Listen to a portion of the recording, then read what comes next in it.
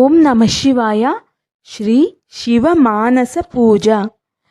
రత్నైకల్పితమాసనం హిమజలైః స్నానం చ దివ్యాంబరం నానారత్నవిభూషితం మృగమదా మోదాంకితం చందనం జాతి చంపక బిల్వపత్రరచితం పుష్పం చ ధూపం తదా దీపం దేవదయానిదే పశుపతే హృత్కల్పితం గృహ్యతాం సవర్ణే నవరత్నకండరచితే పాత్రే ఘృతం పాయసం భక్ష్యం పంచవిధం పయోదధియుతం రంభాఫలం పానకం సాకానామయుతం జలం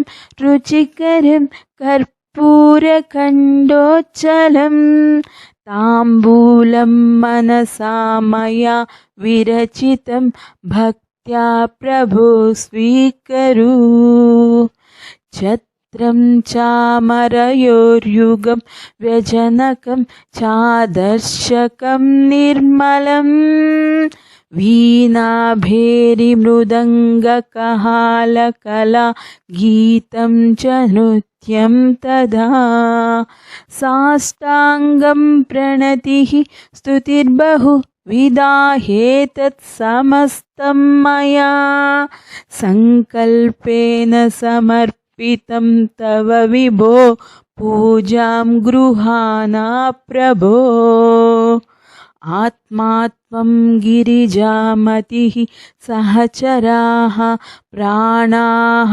శరీరం గృహం పూజాతే విషయోపభోగరచన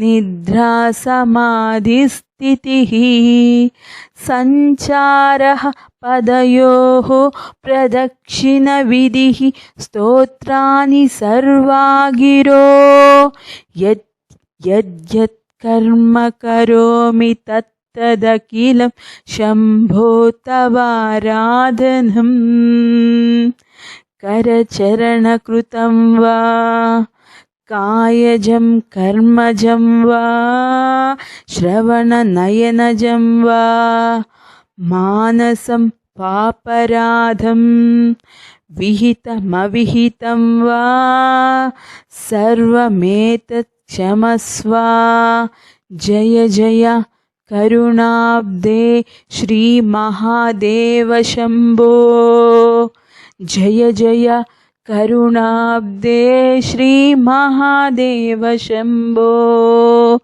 జయ జయ కరుణాబ్దే శ్రీ మహాదేవ శంభో శ్రీ మహాదేవ శంభో.